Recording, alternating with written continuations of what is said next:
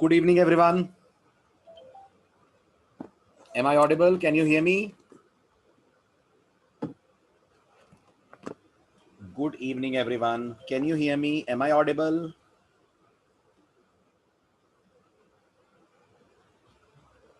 Good. चलिए आगे बढ़ें अब। सबसे पहले तो आपको लास्ट लेक्चर में मैंने कुछ कोड दिया था, वो बना लिया आपने? फैक्टोरियल बन गया? चलिए तो अपन उसको एक बार डिस्कस कर लेते हैं। Calculating factorial using first style of function designing. ठीक है, अब मैं कर रहा हूं, आप करो मैच। कुछ डिफरेंट होगा तो आप बताइएगा। सबसे पहले बताइए फंक्शन का डिक्लेरेशन क्या होगा? क्या रखेंगे आप इस फंक्शन की प्रोटोटाइप जो एक इंटीजर लेगा और फैक्टोरियल देगा?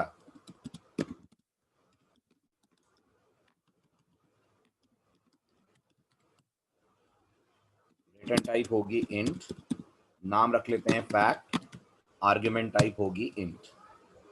ठीक, then will write the function main, जिसमें एक इंटीजर n होगा, एक f होगा। स्क्रीन क्लियर करने के बाद आप यूजर से बोलेंगे वो आपको एक integer they by saying enter a number. जो भी इंटीजर यूजर देगा वो आप रख लेंगे अपने वेरिएबल n में। इसके बाद आप लिखेंगे f is equals to fact of n, ये आपका फंक्शन कॉल होगा। और फिर प्रिंटफ में आ जाएगा factorial is percentage d comma f followed by the usual get ch। बताइए मेन क्लियर है?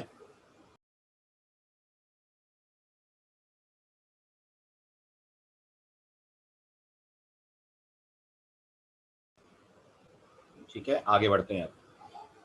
अब नेक्स्ट टास्क है फैक्टोरियल फंक्शन डिफाइन करना। ये होगा int factorial, int n, int f is equal to 1। अभी बताइए ये f और ये वाला जो मेन में f है, इनमें क्या रिलेशन है? जल्दी जवाब दें। ये जो दो f आपको दिख रहे हैं, इनमें क्या रिलेशन है?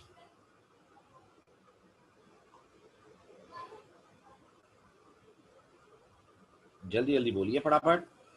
इन दोनों f में क्या रिलेशन है?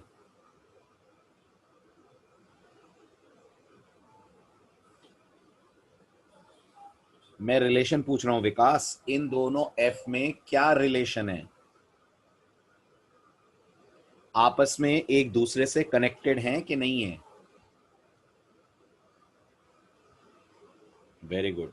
इनमें कोई रिलेशन नहीं है, कोई किसी से कनेक्टेड नहीं है। इसका मतलब इनका नाम अलग अलग रख सकते हैं। इधर वाले का नाम हम f की जगह g रख सकते हैं, फैक्टोरियल के अंदर रख सकते हैं। इट हार्डली मैटर्स आप यहां के वेरिएबल्स किस नाम से बनाते हैं, राइट? दूसरी बात, अगर हम यहाँ f बनाए ना, तो क्या हमें ये वाला f यूज करने को नहीं मिलेगा फैक्टोरियल में? व्हाट डू यू से?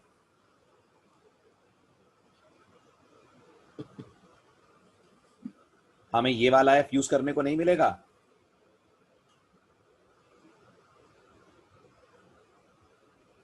नहीं मिलेगा। वो मेन का लोकल वेरिएबल है और यहां जो हम बनाएंगे वो इस फंक्शन के अंदर का वेरिएबल होगा। आ रहा है समझ? ठीक है, इसलिए यहां आपको अलग वेरिएबल लेना ही पड़ेगा। फिर यहां हम वेरिएबल की कंडीशन डाल रहे हैं n ग्रेटर देन 1, और ऐसा ही n के साथ हो रहा है, ये भी समझ रहे हैं? ठीक है, लास्ट लेक्चर में आपने देखा होगा मैंने एक्चुअल और फॉर्मल का नाम अलग अलग रखा था। मेन से हमने ABC पास करे थे तो यहाँ IJK लिया था। आज वाले प्रोग्राम में मैं जानबूझ के नाम सेम रख रहा हूं। आ रहा है समझ?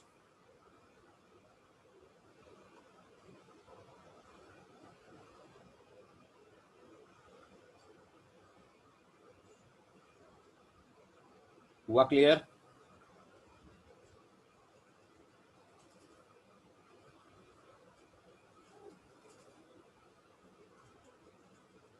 गुड। अंदर आकर लिखेंगे अपन f is equals to f multiplied by n followed by n minus minus, और while से बाहर निकलकर विल सिंपली राइट रिटर्न। कहां जाएगी वैल्यू रिटर्न होके?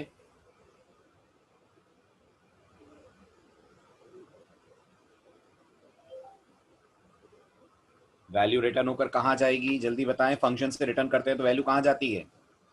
वेरी गुड, वहां जाएगी जहां से कॉल आया। कॉल कहां से आया?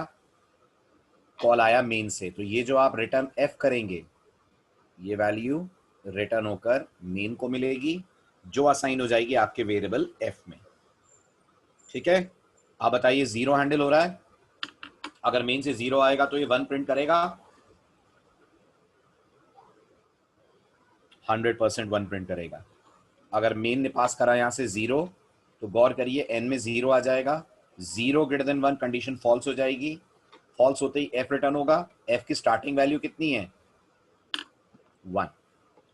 ठीक, तो ये था आपका होमवर्क। आई होप आपने भी अटेम्प्ट ऐसे ही करा होगा।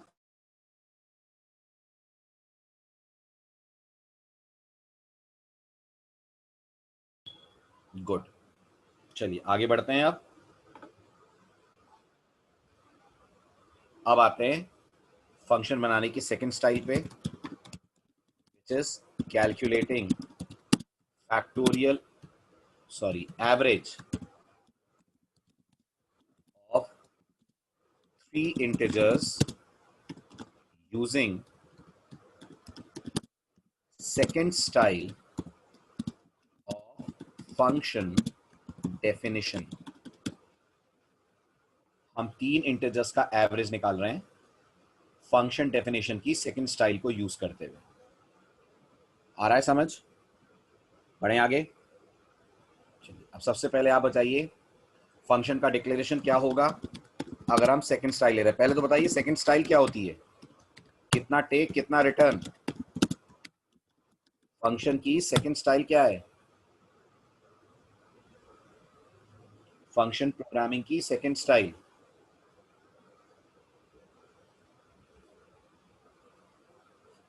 जल्दी जल्दी बोलिए फटाफट। What is the second style?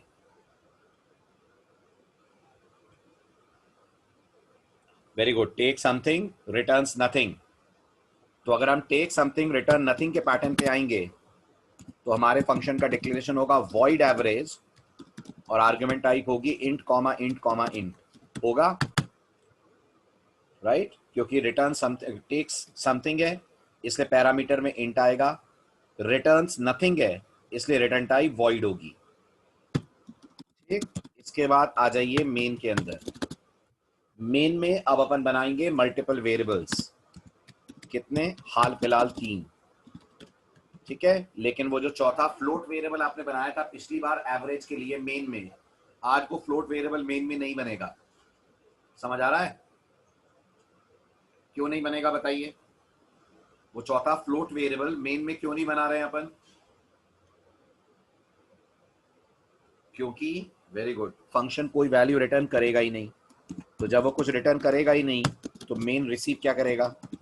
इसलिए यहां पर हमें कोई एक्स्ट्रा फ्लोट नहीं चाहिए। ये हो जाएगा एंटर 3 इंटीजर्स, करस्पॉन्डिंगली इसका स्कैनफ लग जाएगा जो इन तीनों को स्कैन करेगा। Address of A, address of B, address of C. यहां तक भी क्लियर है?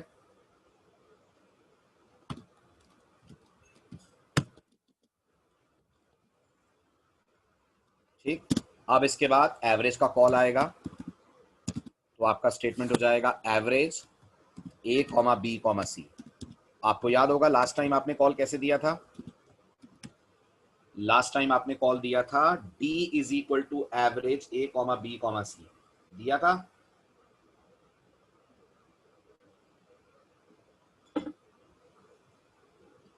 राइट, तो आज के कॉल में इक्वल टू क्यों हट रहा है? आज के कॉल में से इक्वल टू को क्यों हटा रहे हैं अपन? क्योंकि फंक्शन कोई वैल्यू रिटर्न करेगा ही नहीं। जब वो कुछ रिटर्न करेगा ही नहीं तो मेन में इक्वल टू नहीं आएगा। समझ आ रही है बात? जब कुछ रिटर्न ही नहीं होना है तो मेन में हम रिसीव कैसे करेंगे? Got the point? Very good. इसके बाद मेन में आ जाएगा गेट सी एच। अब आ जाइए फंक्शन डेफिनेशन की तरफ। फंक्शन डेफिनेशन लिखते वक्त ये होगा void average integer i comma integer j comma integer k, अंदर पिछली बार की तरह फ्लोट एक्स होगा, x is equals to float of i plus j plus k divided by 3, ये भी होगा, राइट? बस पिछली बार आपने लास्ट लाइन रिटर्न x लिखी थी, यस और नो? लिखी थी। आज रिटर्न नहीं करेंगे क्योंकि रिटर्न टाइप वॉइड है, तो आज आ जाएगा average is percentage F comma X. आ रहा है समझ? ठीक है। अब दो तीन बहुत जरूरी बातें इस कोड के बारे में ध्यान से सुनिएगा। सबसे पहली बात, बिगिनर लेवल का एक डाउट होता है, स्टूडेंट्स को ये लगता है कि लास्ट वाले स्टाइल में कंपाइलर मेन में वापस कैसे जा रहा था? जल्दी बताइए। लास्ट वाले स्टाइल में कंपाइलर मेन में वापस रिटर्न को देख के जा रहा था, यस और नो? है ना? इस वाले स्टाइल में पहला पॉइंट ऑफ कंफ्यूजन ये आता है कि सर जब हमने रिटर्न लिखा ही नहीं है तो कंपाइलर तो यहां से वापस जाएगा ही नहीं। ऐसा बिल्कुल नहीं है। जब किसी फंक्शन का क्लोजिंग ब्रेस आता है तब भी कंपाइलर उस ब्रेस को देखकर मेन फंक्शन में वापस लौट जाता है। आई रिपीट, जब भी किसी फंक्शन की बॉडी एंड होती है और कंपाइलर को उसका क्लोजिंग ब्रेस दिखता है, कंपाइलर इस ब्रेस को देखकर भी मेन में वापस रिटर्न कर जाता है। फिर अगला डाउट दिमाग में ये आपके आना चाहिए कि तो फिर क्लोजिंग ब्रेस तो यहां भी था, फिर यहां हम लोगों ने रिटर्न क्यों लिखा? तो यहां रिटर्न इसलिए नहीं लिखा था कि हमें कंट्रोल वापस भेजना है, यहां रिटर्न इसलिए लिखा था क्योंकि हमें उसके साथ एक वैल्यू वापस भिजवानी है। गौर करिए, इस वाले फंक्शन की रिटर्न टाइप और इस वाले फंक्शन की रिटर्न टाइप में फर्क है। डिफरेंस दिख रहा है दोनों की रिटर्न टाइप में? आपको दिख रहा है? यहां वाला जो फंक्शन है सेकंड वाला, उसकी रिटर्न टाइप अपन ने रखी हुई है वॉइड। रिटर्न टाइप वॉइड का क्या मतलब होता है? कुछ रिटर्न होगा कि कुछ रिटर्न नहीं होगा? रिटर्न टाइप वॉइड का क्या मतलब होता है? कुछ रिटर्न होगा कि नहीं होगा? नहीं होगा। तो जब कुछ रिटर्न ही नहीं होगा तो आप रिटर्न कैसे करा सकते हैं? राइट? नहीं, वॉइड फंक्शंस के लिए कोई डेटा टाइप नहीं है, पॉइंटर्स के लिए डेटा टाइप है वो। ओके, वॉइड कोई डेटा टाइप सिर्फ पॉइंटर के लिए है, बाकी किसी के लिए नहीं है। तो आप वॉइड टाइप का कोई वेरिएबल थोड़ी बना सकते हैं, सिर्फ पॉइंटर्स बनते हैं वॉइड टाइप के। चलिए अब आते हैं अपन एवरेज के अंदर। अब अगर आपको लगता है कि नहीं सर मुझे तो इसमें भी रिटर्न लिखना ही है, तो अगर आप यहाँ रिटर्न लिखना ही चाहते हैं, लिखना पड़ रहा है या लिखने की इच्छा है, तो सी लैंग्वेज आपको एक सिंपल रिटर्न यहाँ लिखने की परमिशन देती है, और वो है आप सिर्फ रिटर्न लिख दें। हालांकि मैं फिर बता दूं, इस रिटर्न से कुछ नहीं हो रहा है, ये रिटर्न नहीं भी लगा होगा तो भी कंपाइलर वापस लौट जाएगा। बट अगर फिर भी आपको ऐसा फील होता है कि रिटर्न से ही आपको फंक्शन एंड हुआ हुआ दिखता है, तो आप आराम से फंक्शन के आखिर में जस्ट रिटर्न लिख सकते हैं। गौर करिएगा, इवन रिटर्न जीरो भी नहीं चलेगा। समझ रहे हैं इस बात को? रिटर्न जीरो भी नहीं चलेगा क्योंकि रिटर्न टाइप वॉइड है और जीरो एक इंटीजर वैल्यू होती है। आ रही है बात समझ? आपके फंक्शन की रिटर्न टाइप वॉइड है और जीरो एक इंटीजर वैल्यू है, तो वहां रिटर्न जीरो लिखने की भी गलती नहीं कीजिएगा। ठीक है? चलिए अब आता है सबसे बड़ा सवाल कि कब हम लोग फर्स्ट स्टाइल और कब हम लोग सेकंड स्टाइल लेंगे। क्योंकि आपने देखा जो एवरेज वाला प्रोग्राम था वो हमने फर्स्ट स्टाइल से भी बनाया और वो हमने सेकंड स्टाइल से भी बनाया। तो एक कॉमन सा डाउट दिमाग में आएगा कि फिर दोनों में से कौन सी स्टाइल कब लेनी चाहिए। तो बहुत ही सिंपल सा जवाब है, गौर से सुनिएगा। ये बताइए आप एक फंक्शन से कितनी वैल्यूज रिटर्न कर सकते हैं? खूब सारी या सिर्फ एक? सिर्फ एक। और आप किसी फंक्शन से कितनी वैल्यूज स्क्रीन पे डिस्प्ले करा सकते हैं? किसी फंक्शन से स्क्रीन पे कितनी वैल्यूज डिस्प्ले कराई जा सकती हैं? वेरी गुड, मल्टीपल कराई जा सकती हैं। ओके, फॉर एग्जाम्पल अगर मैं आपसे कहता हूं ये जो आपने एवरेज नाम का फंक्शन बनाया है, आई वांट ये एवरेज फंक्शन से हम एवरेज और सम दोनों डिस्प्ले कराएं। क्या ये पॉसिबल है कि मैं इसमें एक प्रिंटफ और ऐड करके सम भी डिस्प्ले करा दूं, है ना? लेकिन गौर करिएगा ये पॉसिबिलिटी फर्स्ट स्टाइल में आपको नहीं मिलेगी। गौर करिएगा ये पॉसिबिलिटी फर्स्ट स्टाइल में आपको नहीं मिलेगी। इसका मतलब आप लोग फर्स्ट स्टाइल तब लेंगे जब फंक्शन द्वारा करे जा रहे कैलकुलेशंस का रिजल्ट एक सिंगल वैल्यू के तौर पे आ रहा हो, और आप सेकंड स्टाइल तब लेंगे जब फंक्शन द्वारा करे जा रहे कैलकुलेशंस एक से ज्यादा रिजल्ट प्रोड्यूस कर रहे हो। क्योंकि एक वैल्यू तो रिटर्न करा पाना संभव है, लेकिन मल्टीपल वैल्यूज फंक्शन से रिटर्न नहीं होंगी। जैसे आप थोड़ा सा फ्लैशबैक में जाइए तो आपको याद आएगा आपने स्टार प्रिंट करने के कोड्स लिखे थे, ऐसा वाला पैटर्न प्रिंट करना है, बनाए थे। अब अगर आपको मैं ये कोड फंक्शन में बनाने को बोलूं तो क्या ये स्टार प्रिंट करने का काम फर्स्ट स्टाइल से हो जाएगा? नहीं होगा। आप इससे कुछ रिटर्न थोड़ी ना करा पाएंगे, इसकी कोई डेटा टाइप थोड़ी है ये जो स्टार आपको नजर आ रहा है। इसलिए फर्स्ट स्टाइल आप वहीं पे लेंगे जहां आपको ऐसा लग रहा हो आपको सिंगल वैल्यू फंक्शन से रिटर्न करानी है। जहां ऐसा लग रहा है कि मल्टीपल वैल्यूज रिटर्न करानी है, वहां यूज हमेशा करना है आपको सेकेंड स्टाइल को। आ रही है बात समझ? क्योंकि एक्चुअल में रिटर्न नहीं हो रहा है, ये बस प्रिंट हो जाएगा। ठीक है ना? बेस्ड ऑन दिस नॉलेज अगला चैलेंज लीजिए और उसे इंप्लीमेंट करिए। अगला चैलेंज है आपके लिए अब, right a program to create a function called show table. Show table नाम का एक फंक्शन बनाइए। This function should accept arguments representing the number and number of terms, and it should print the table of first number up to the number of terms given by the second number, up to the number of terms given by the second number। ठीक है, मैं आपको output दिखाता हूं, उससे आपको अंदाजा लगेगा करना क्या है। आपका प्रोग्राम जब रन होगा तो यूजर से कहेगा एंटर अ नंबर। मान लीजिए यूजर ने नंबर टाइप करा 7, फिर प्रोग्राम बोलेगा एंटर नंबर ऑफ टर्म्स, तो यूजर ने दिया 3। तो आपका प्रोग्राम अब आउटपुट दिखाए टेबल ऑफ 7, और बकायदा उसके नीचे प्रिंट होकर आए 7 into 1 equal to 7, 7 into 2 equal to 14। कहां तक जाना है बताइए, अगर क्वेश्चन क्लियर है तो?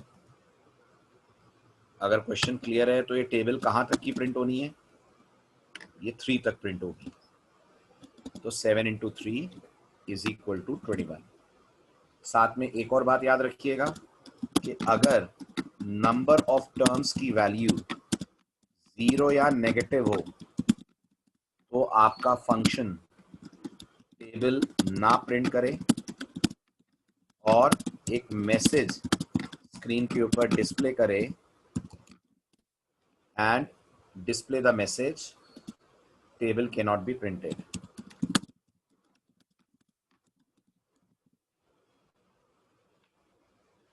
ये करना है तुमको। बनाइए फटाफट। आप सबसे पहले तो मुझे बताएं इस क्वेश्चन को देखकर इसमें कितना काम मेन का है और कितना काम फंक्शन का है, ये बताइए जरा। क्या क्या है जो इसमें मेन कर रहा है और क्या क्या है जो इसमें फंक्शन कर रहा है? जल्दी जल्दी।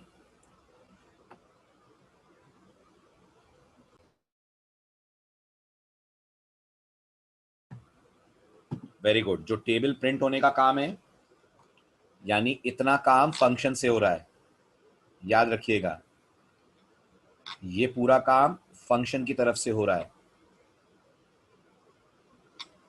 और ये पूरा काम मेन की तरफ से हो रहा है। आ रहा है समझ? यूजर से इनपुट मेन ले रहा है, लेकिन टेबल प्रिंट करने का काम फंक्शन करेगा। बिल्कुल ठीक है, बनाइए, करिए फटाफट इंप्लीमेंट।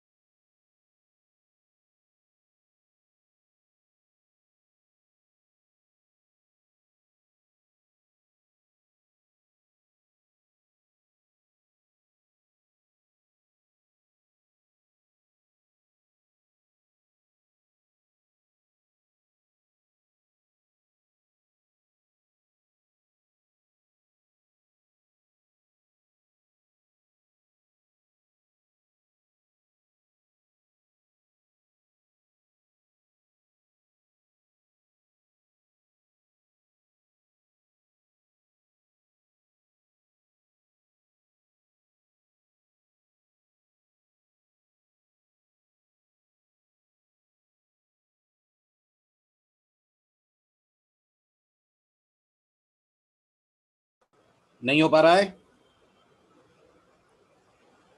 बन पा रहा है कि नहीं? जल्दी बताएं फटाफट, टाइम वेस्ट नहीं करें।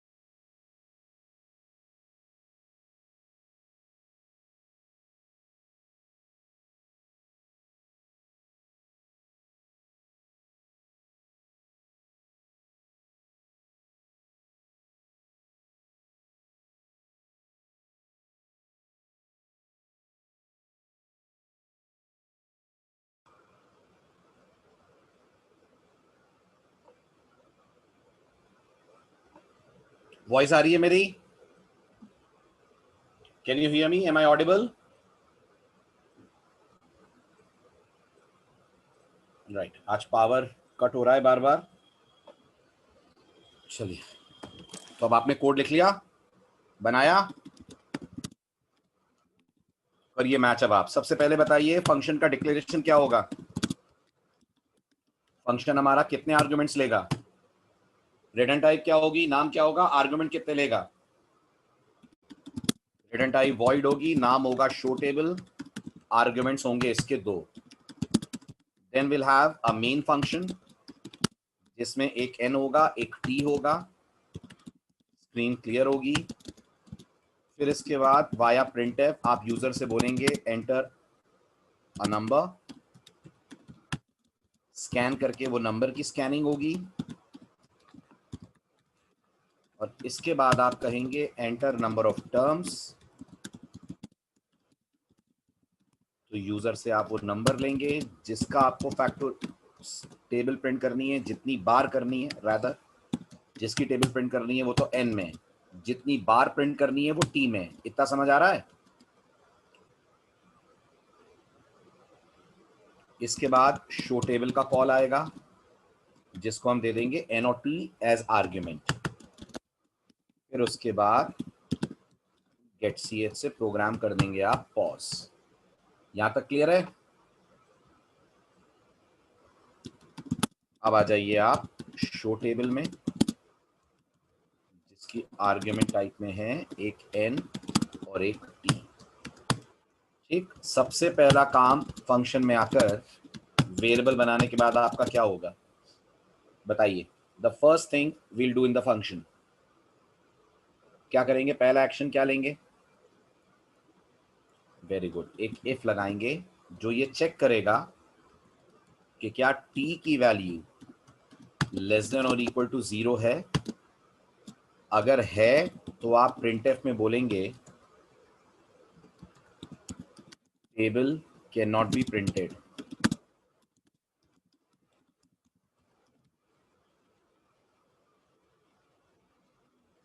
ठीक, यहां से कर जाएंगे अपन रिटर्न। ओके, इसके बाद अब आपको टेबल डिस्प्ले करनी है। तो अगर आपने गौर से देखा हो तो आउटपुट में सबसे पहला मैसेज क्या आ रहा था टेबल प्रिंट करते वक्त? आउटपुट में सबसे पहला मैसेज क्या आ रहा था टेबल प्रिंट करते वक्त?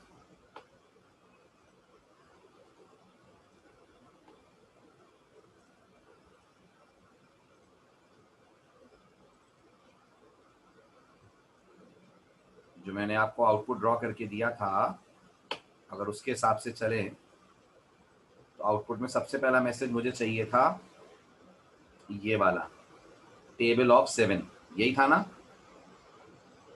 The first thing we wanted in the output is this particular message, और फिर उसके बाद टेबल प्रिंट होनी थी, राइट? अब ये कैसे कर पाएंगे? तो इसके लिए आप फंक्शन में आकर मेंशन करेंगे एक प्रिंटफ। क्या होगा वो प्रिंटफ? वो प्रिंटफ होगा टेबल ऑफ परसेंटेज डी। समझ आ रहा है परसेंटेज डी क्यों कह रहे हैं? इसलिए ताकि लिखा हुआ है टेबल ऑफ 7।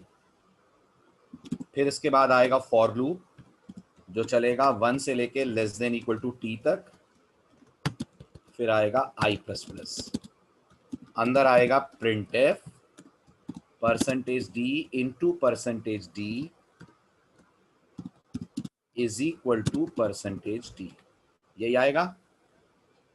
इस परसेंटेज डी की जगह पर n आ जाएगा, दूसरे वाले परसेंटेज डी की जगह पर i आ जाएगा, और तीसरे वाले की जगह पर आ जाएगा n मल्टीप्लाइड बाई i। होगा? आ रहा है कोड का ट्रेस समझ में आपको? टेबल कैसे प्रिंट हो रही है समझ आ रहा है? तो इमेजिन करिए यूजर से आपने जब नंबर्स मांगे तो उसने आपको n के अंदर 7 और t के अंदर 3 दिया। तो जैसा आपने पढ़ा लास्ट लेक्चर में, ये 7 आकर कॉपी हो जाएगा इस वाले n में, और ये 3 आकर कॉपी हो जाएगा इस वाले n में। हो जाएगा? राइट। तो इस n की वैल्यू 7 और इसकी वैल्यू 3 होगी। कंडीशन टेस्ट होगी if t is less than equal to 0। t में कितना है बताएं, हमारे एग्जांपल में t में कितना है, 3 है। क्या 3 लेस देन इक्वल टू 0 है? 3 लेस देन इक्वल टू 0 होता है? नहीं होता है, कंडीशन इज फॉल्स, राइट।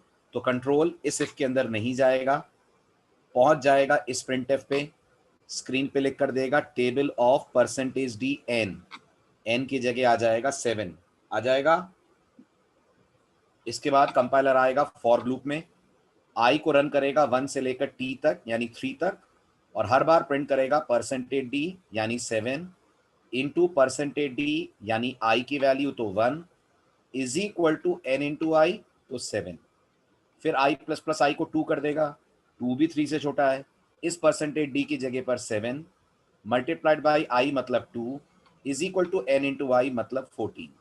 इस तरह से आप नोटिस करिए आपका ये लूप 3 बार चलेगा और 7 की टेबल करेगा प्रिंट। आया समझ?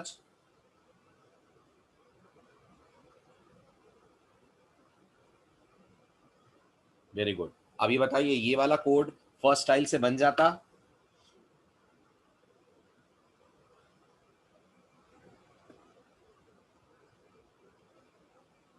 वेरी गुड, कभी भी नहीं बनता। ये वाला कोड फर्स्ट स्टाइल से नहीं बना पाएंगे आप, क्योंकि यहां पर ये पूरा रिजल्ट है जो आपको स्क्रीन पे डिस्प्ले करना है, और आप मानते हैं ये पूरा रिजल्ट रिटर्न नहीं कर सकते। इसलिए जैसा अपन ने डिस्कस करा, सेकेंड स्टाइल अब तब लीजिए जब फंक्शन से कैलकुलेट होकर आने वाले रिजल्ट एक से ज्यादा हों। आ रहा है समझ?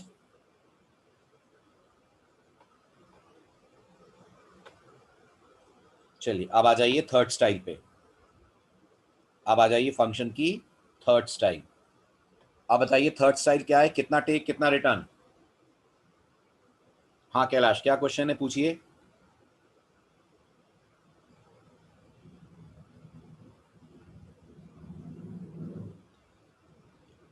शो टेबल का कॉल देखकर कंपाइलर स्टैक में एड्रेस नेक्स्ट इंस्ट्रक्शन का पुश करेगा। तो शो टेबल का कॉल जब देखेगा तो स्टैक में एड्रेस गेट सी एच का पुश होगा। ठीक है, चलिए आगे बढ़ते हैं। थर्ड स्टाइल है हमारा take something, sorry takes nothing return something. तो एक बार फिर हम लोग एवरेज का कैलकुलेशन कर रहे हैं। Calculating average using third style. Third style is takes nothing and returns something. अब आप बताइए अगर टेक्स नथिंग रिटर्न समथिंग के पैटर्न पे हैं हम, तो हमारे फंक्शन की प्रोटोटाइप यानी डिक्लेरेशन क्या बनेगा? जवाब दें जरा। शुरुआत तो एज यूजुअल हेडर फाइल्स के इंक्लूजन के साथ होगी, stdio.h और conio.h इसे आप इंक्लूड करेंगे। अब बताइए डिक्लेरेशन क्या होगा फंक्शन का अगर ये टेक्स नथिंग रिटर्न समथिंग के पैटर्न पे बन रहा है? वेरी गुड, रिटर्न टाइप होगी इसकी फ्लोट, नाम हो जाएगा इसका एवरेज, और क्योंकि टेक्स नथिंग है आर्ग्यूमेंट टाइप में आप वॉइड भी लिख सकते हैं और आर्ग्यूमेंट टाइप को आप ब्लैंक भी छोड़ सकते हैं। समझ आ रहा है? आर्ग्यूमेंट टाइप को ब्लैंक भी छोड़ सकते हैं या चाहें तो वहां वॉइड भी लिख सकते हैं। अब इसके बाद आ जाइए मेन में। मेन में आने के बाद आपका अगला स्टेप होगा कि आप प्रोग्राम के अंदर एक फ्लोट वेरिएबल लें। ध्यान रखिएगा इस बार हम इंटीजर्स मेन में नहीं लेंगे। क्यों नहीं लेंगे? क्योंकि आपको दिख रहा होगा फंक्शन आर्गुमेंट में कुछ लेगा ही नहीं। तो जब फंक्शन आर्गुमेंट में कुछ लेगा ही नहीं, अगर इंटीजर्स हमने मेन में लिए तो मेन से पास तो नहीं कर पाएंगे ना। तो जब पास ही नहीं कर पाएंगे तो मेन में लेने का क्या मतलब है? तो मेन में सीधे आएगा एवरेज का कॉल जो होगा d इक्वल टू एवरेज, और फिर एवरेज को यहीं पे आप कर देंगे print by saying average is percentage f comma d। Main समझ आया? गुड। अब आ जाइए इसके इम्प्लीमेंटेशन पे। तो ये हो जाएगा फ्लोट एवरेज और अब आप फंक्शन बॉडी के अंदर वो वेरिएबल्स बनाएं जिनका आपको कैलकुलेट करना है एवरेज। यानी अब वो जो एबीसी अभी तक मेन से पास हो रहे थे वो मेन पास नहीं करेगा, फंक्शन अपनी बॉडी में उन्हें खुद बनाएगा। कारण फंक्शन की आर्ग्यूमेंट टाइप टेक्स नथिंग है। ठीक है, अंदर आप यहाँ पे फ्लोट डी भी ले सकते हैं। फिर इसके बाद यूजर से आप बोलिए कि वो आपको 3 इंटीजर्स प्रोवाइड करे, जो मिले स्कैनएफ से उसे स्कैन करवा लीजिए और रखवा लीजिए अपने वेरिएबल्स ए बी और सी में। Address of A, address of B, address of C. इतना भी क्लियर है? आ गया एबीसी में इनपुट। ठीक, इसके बाद आप एवरेज कैलकुलेट कर लीजिए, जो हो जाएगा d equal to float of a plus b plus c upon 3। और यहां पर लास्ट में आपका स्टेटमेंट होगा रिटर्न डी। क्लियर हुआ?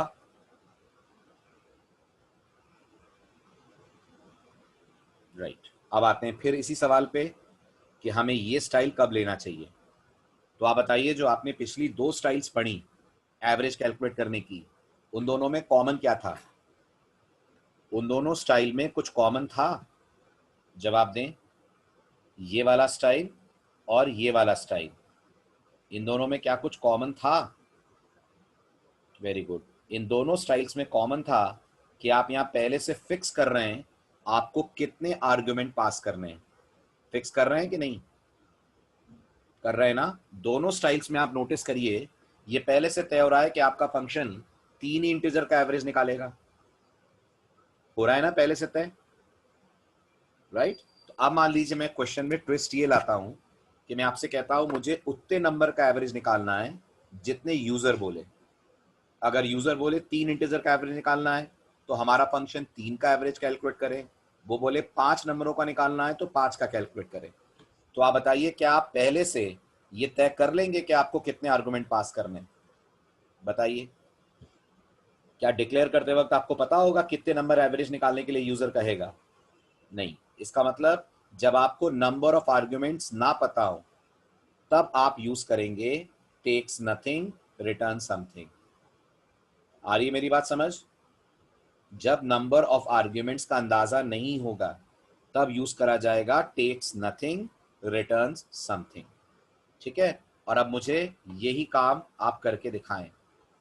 अभी फिलहाल आपकी स्क्रीन पे 3 नंबरों का एवरेज निकालने का फंक्शन बना हुआ है, हाँ कि ना? बनाए ना? अब जो हम डिस्कस कर रहे हैं आप वही चीज मुझे अचीव करके दिखाइए। क्वेश्चन है, modify the previous code so that now the function average can calculate the average of n integers where n is the where n is given by the user। आपको एवरेज फंक्शन को कुछ ऐसे change करना है कि वो अब n integers का एवरेज निकाले। और n हमें कौन दे रहा है? जल्दी बताइए, n हमें कौन दे रहा है? वेरी गुड, n हमें प्रोवाइड करने का काम यूजर कर रहा है। करिए जरा इंप्लीमेंट फटाफट। सबसे पहले तो बताइए चेंज कहां आएगा, पूरे प्रोग्राम में कि सिर्फ एवरेज में? गुड, सिर्फ एवरेज में आएगा। तो आप भी सिर्फ एवरेज बनाइएगा, पूरा प्रोग्राम बनाने में टाइम वेस्ट मत कीजिएगा। बनाइए।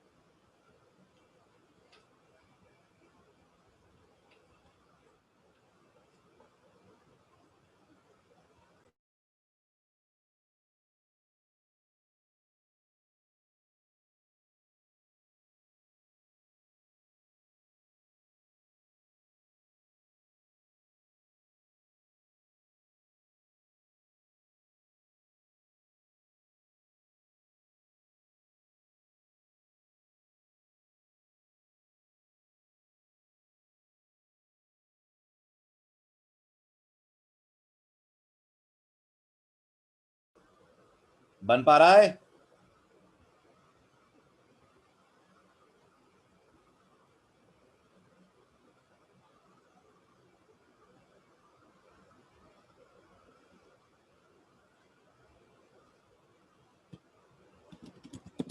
चलिए कैसे बनाएंगे ये बताइए।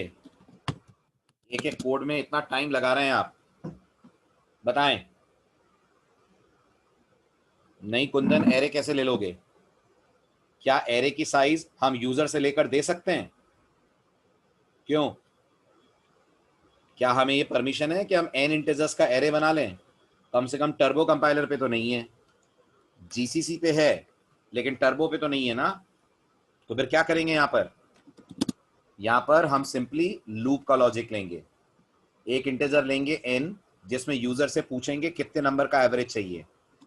एक लेंगे लूप चलाने के लिए i, एक इनपुट लेने के लिए a, और एक सभी नंबरों का टोटल रखने के लिए सम, और चाहें तो एक फ्लोट और ले लेते हैं d। इतना क्लियर है? अब आप यूजर से पूछेंगे average of how many numbers you want, कितने नंबरों का एवरेज देखना है, ये आप यूजर को बोलोगे। जो वो कहेगा स्कैनएफ से उसे आप स्कैन कर लेंगे अपने वेरिएबल n में। समझ आया? गुड। यहां आ जाएगा for i equal to 1, i less than equal to n, i plus plus. इस फॉर लूप में आप यूजर से नंबर लेंगे बाय सेइंग एंटर नंबर, और जो भी नंबर वो देगा स्कैनएफ के थ्रू उसे रख लेंगे आप a में, और तुरंत के तुरंत a को सम के अंदर ऐड कर लेंगे। आ रहा है फॉर लूप समझ? जवाब दें। आ रहा है? गुड। अभी बताइए जब ये लूप रुकेगा तो सम में क्या होगा?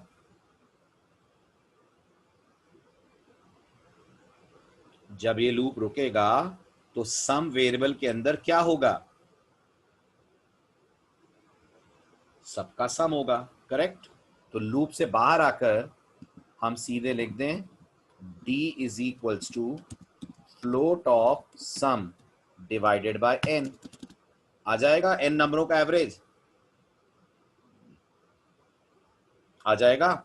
और लास्ट में अपन लिख दें रिटर्न d। हो गया n नंबर्स का एवरेज कैलकुलेट।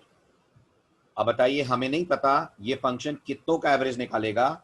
ये उतने नंबर का एवरेज निकालेगा जितने रन टाइम पे यूजर निकालने को कहेगा। बताइए समझ आ रही है बात? आगे बढ़ूं?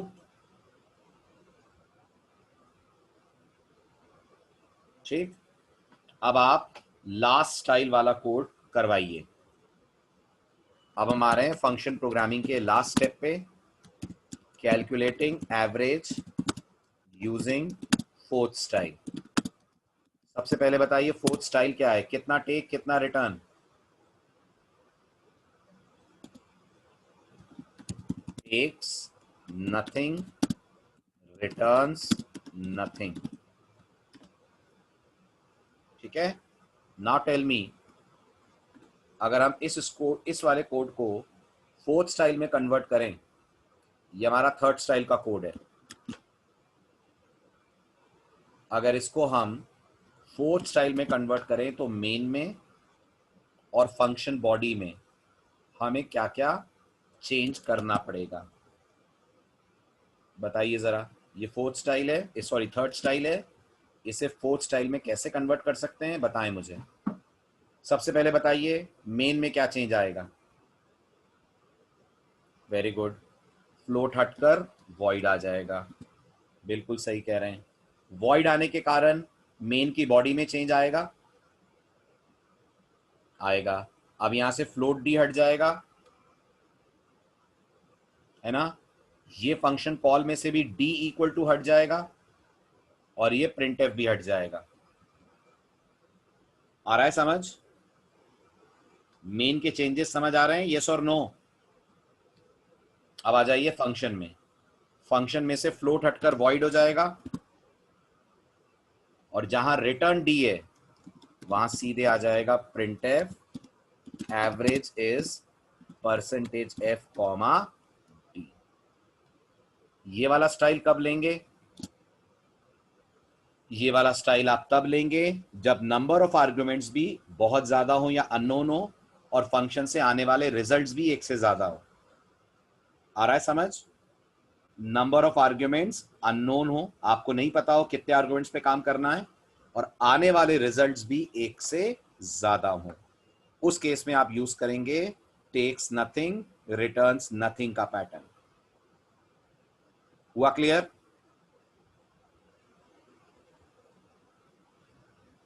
Very good. ये आपका फंक्शंस फिनिश होता है। नेक्स्ट लेक्चर में अपन स्टार्ट करेंगे most important chapter, last major chapter, that is pointer. Pointer के बाद बस स्ट्रक्चर है, स्ट्रक्चर सी की फिनिशिंग है और सी प्लस प्लस की स्टार्टिंग है। तो जो मेजर सी का चैप्टर बचता है अब आपका, दैट इज पॉइंटर। ओके, चलिए तो आइए ट्यूसडे स्क्रीनशॉट्स ले लें। ट्यूसडे में आप मुझे याद दिलाइएगा, इसकी एक्सरसाइजेस देनी है आपको। ठीक है, तो ट्यूसडे आपको एक्सरसाइजेस दे दूंगा मैं। पॉइंटर के बाद वो बिना पॉइंटर के समझ नहीं आएगा। तो ये हो गया पेज 1, ये हो गया पेज 2, ये हो गया page 3, and this is page number 4। जो पहले वाले स्क्रीनशॉट्स थे पावर कट के कारण वो दूसरी जगह सेव हुए, तो मैं ग्रुप पे पोस्ट कर दूंगा। ठीक है, चलिए ट्यूसडे आइए, ट्यूसडे लेते हैं पॉइंटर्स। पॉइंटर में ही डीएमए है तनिष्क, पॉइंटर का ही पार्ट है डीएमए। ठीक, चलिए बाय बाय, टेक केयर।